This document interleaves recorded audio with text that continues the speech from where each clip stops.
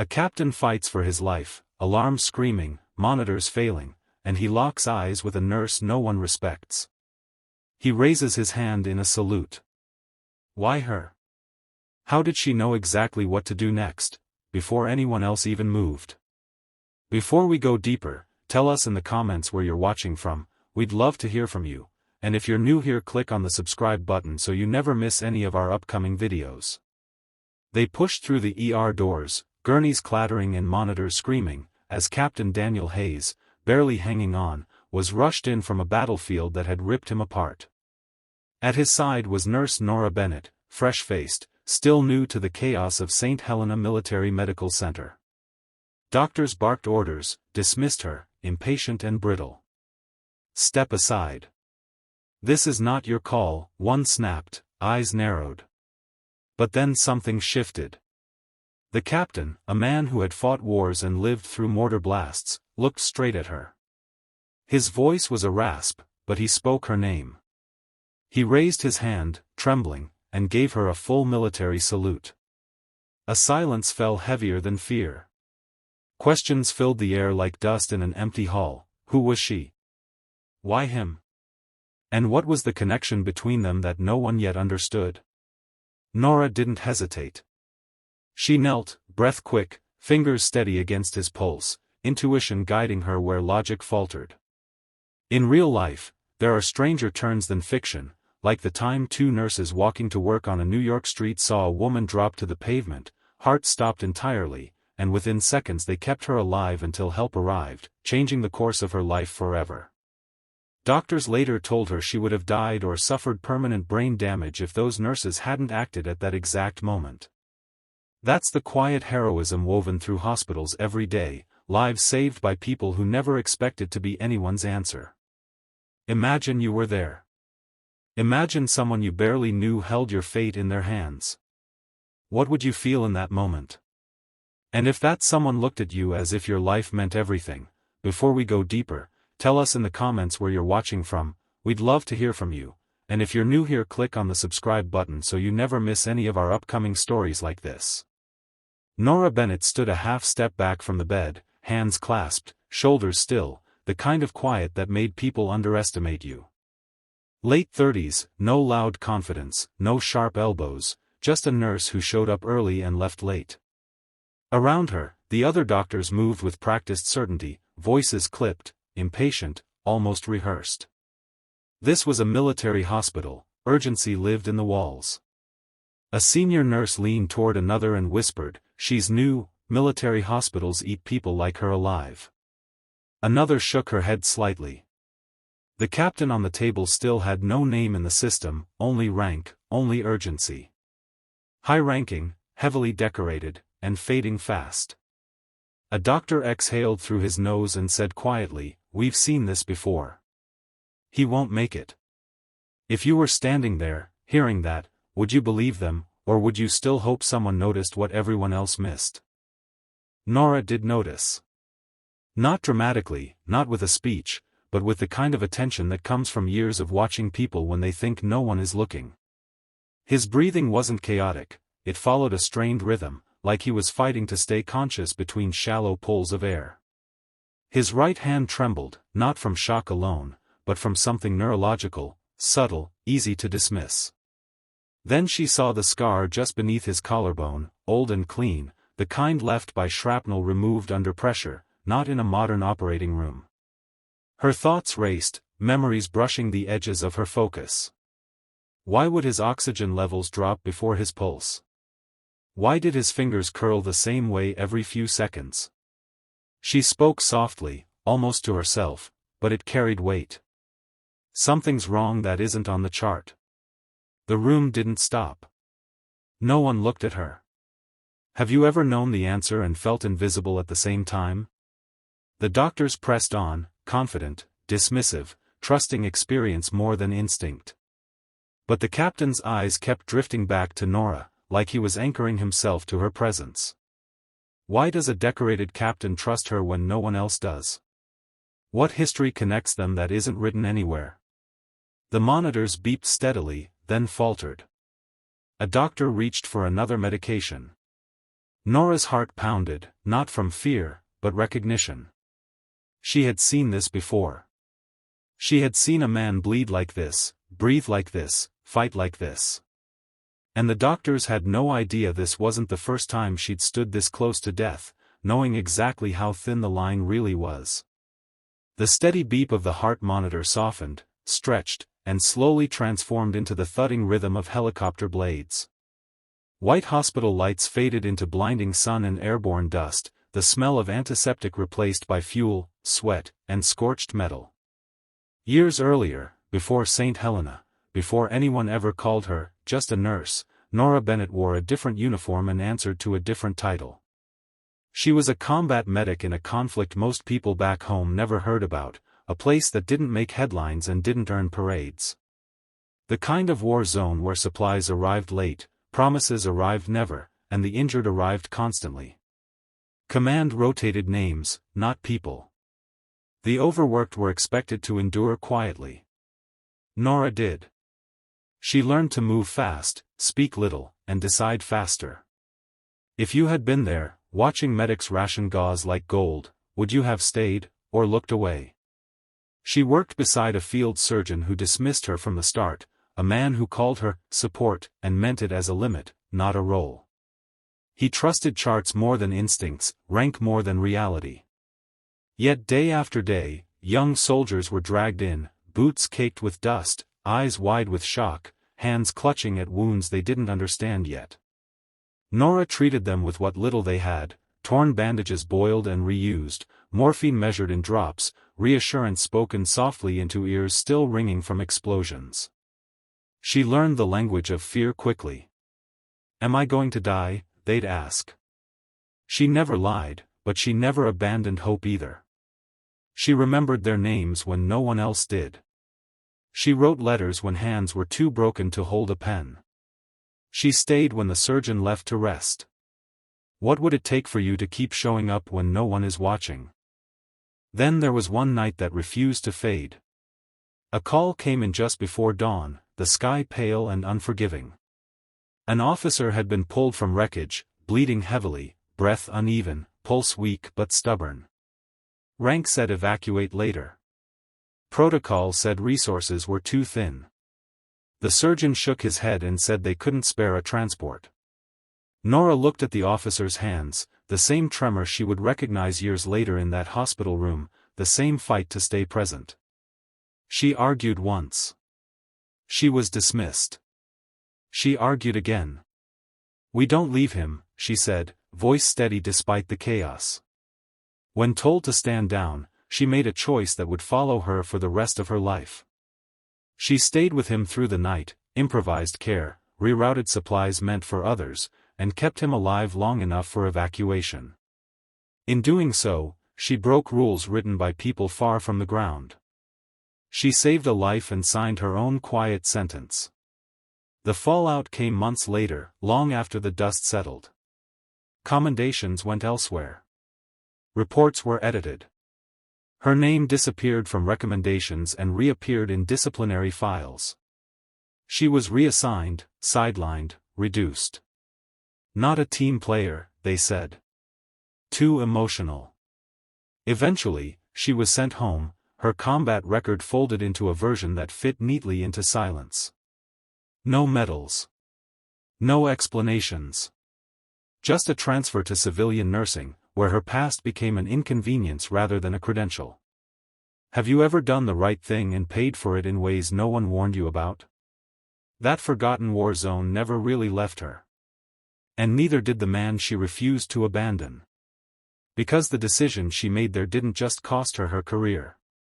It tied her fate to a moment that was about to resurface, bleeding into the present, whether anyone was ready for it or not. The ambush came without warning, the kind that turns routine into chaos in seconds. The convoy never saw it coming. Smoke filled the air, radios screamed over each other, and the injured arrived faster than hands could count. Stretchers lined the dirt, some empty, some already stained. Supplies ran thin almost immediately. Bandages ran out. Blood bags ran out. Time ran out first. Command crackled through the radio with a voice that sounded calm because it wasn't there. Evacuation was ordered. Not everyone could go. Names were read. Numbers were weighed. Lives were reduced to logistics. "We leave in 5, the order came. Anyone not stabilized stays." Nora moved from body to body, heart pounding, fingers slick, doing the math no one wanted to say out loud. Who could wait? Who couldn't? Who would be left behind? Have you ever been in a moment where following orders meant choosing who mattered less? That was when she saw him. The officer pinned beneath debris, chest barely rising, eyes open but fading. Gravely injured, losing blood too fast, not on the evacuation list. A voice behind her said, "We don't have time." Another said, "Protocol." Nora knelt anyway. She broke rules without drama, without anger, just certainty. She pulled supplies meant for herself, for others, for later, and used them now. She leaned close so he could hear her over the noise.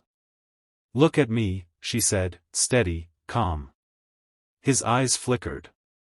She gave him a name because names make people feel human when everything else is stripped away. "I'm calling you Angel," she said softly. "As long as you hear my voice, you're not dying." His breathing hitched, then steadied, following her words like a rhythm. Around them, boots moved toward helicopters. The wind kicked up dust. Orders were repeated. Ignored. Would you have stayed if you knew what it might cost you? Minutes stretched thin. She worked with what she had and what she didn't. Her hands shook once, then stopped. She talked the entire time, about nothing and everything, about home he might miss, about mornings that didn't smell like smoke, about how this wasn't where his story ended. He squeezed her hand, weak but present. The helicopter lifted off without them. Then another. The sound faded until there was only silence and the wounded left behind. Backup came late. Much later. By the time help arrived, the ground was cold and the sky was changing color. Angel was alive. Evacuated. Breathing. But as Nora stood, exhausted, finally letting herself believe one life had been saved, she turned and saw the stretcher she hadn't reached in time. A young soldier she'd promised to come back for. A pulse she couldn't find. A name she never forgot. And that was the moment that followed her home, the one no report ever mentioned, because Angel wasn't the one she lost that night. Back in the hospital, the past released its grip just enough for the present to rush back in. Monitors hummed. Shoes squeaked against polished floors. The captain lay motionless as doctors gathered at the foot of the bed, voices low but tense. Aggressive intervention was on the table, risky and exhausting, with no guarantees. Letting him go was the other option, framed gently, clinically, as mercy. His body's shutting down, one doctor said. We prolong this, we might only prolong suffering. Another nodded, already preparing to move on. Around them, time felt thick, stretched by indecision. Nora stood there, listening, not with hope this time, but with memory. She had heard this conversation before, just in different uniforms, under a different sky. Have you ever watched people debate a life as if it were a theory instead of a person? She stepped forward, voice calm, measured, the way it had learned to be when panic helped no one. She pointed out the breathing pattern again, the hand tremor, the scar. She spoke of timing, of pressure, of how the body sometimes fights in patterns that look like failure if you don't know what you're seeing. If we adjust now, she said, we might buy him enough time. The room barely reacted. A senior doctor turned, eyes sharp, irritation barely masked by authority. He shut her down in front of everyone, his tone clipped, final. You weren't there, he said. The words landed heavier than they sounded. Around them, nurses exchanged glances, some sympathetic, some resigned. Nora nodded once and stepped back, the familiar sting of being dismissed settling in her chest. If you were her, would you push again, or would you learn to stay quiet? They mistook her stillness for uncertainty. They thought she was guessing, reacting, hoping. They didn't hear the desert in her ears, didn't see the dust, the stretchers, the choices that never leave you. She wasn't guessing. She was remembering. Remembering a body on the edge, remembering how close survival and loss can sit beside each other, remembering a man once called Angel who followed her voice back from the brink. As the doctors turned away to finalize their plan, Nora watched the captain's chest rise and fall, uneven but stubborn, and she knew something they didn't. The fight wasn't over yet. And the question now wasn't whether she was right. It was whether anyone would listen before memory ran out of time. Time moved strangely after that, not fast, not slow, just heavy. The first complication came quietly, the kind machines take a while to notice. Nora felt it before any alarm sounded.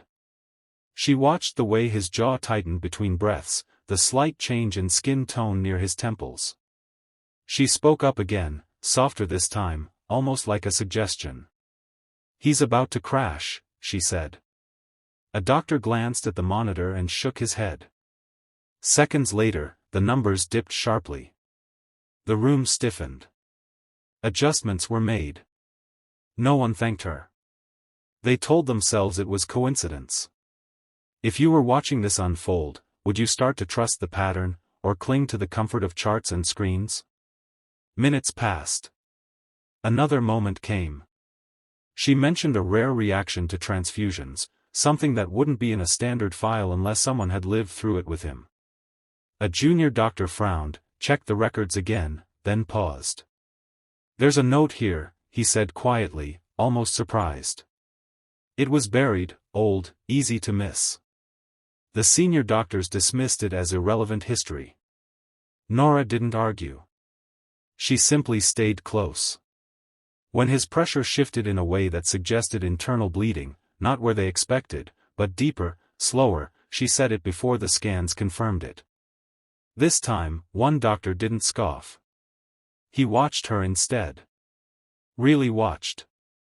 The others doubled down, voices louder, decisions sharper, ego filling the space where doubt should have lived. How hard is it to admit someone you overlooked might see what you don't? The room began to split without anyone saying it out loud. A quiet side and a loud one. The quiet side noticed how Nora never hesitated, never over-explained. She spoke when it mattered and stopped when it didn't. She didn't need credit. She needed time. Another complication surfaced, exactly as she'd warned.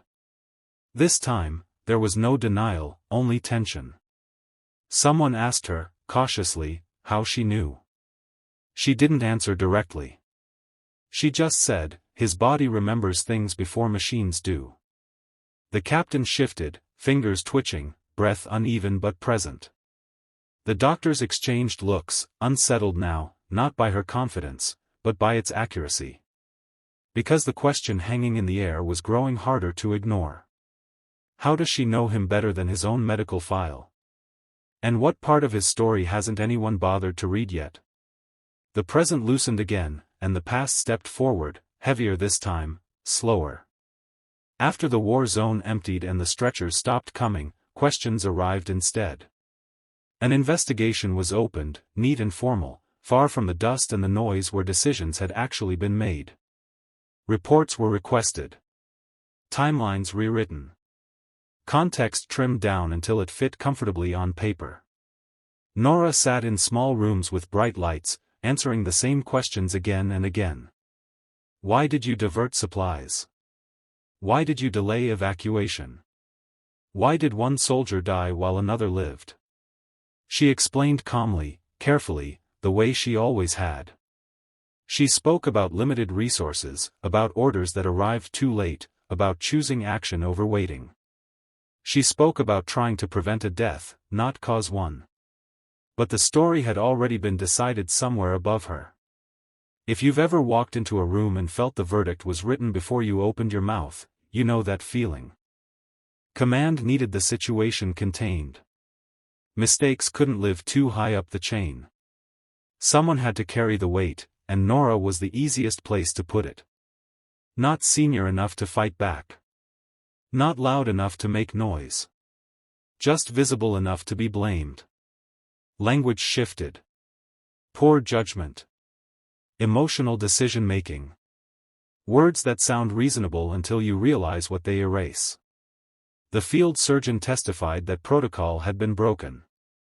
No one asked why protocol failed first. Commendations quietly disappeared.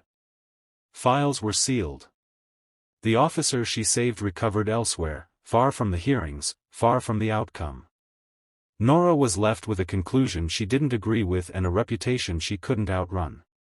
Would you have fought harder, or would you have done what she did next? She resigned quietly. No press. No confrontation. No appeal. She packed her things, folded her uniforms, and stepped out of a life she had given everything to. It wasn't weakness. It was exhaustion. The kind that comes from realizing the system you believed in will not protect you when it matters. She chose silence over a battle she knew she wouldn't win, not because she was wrong, but because she was alone.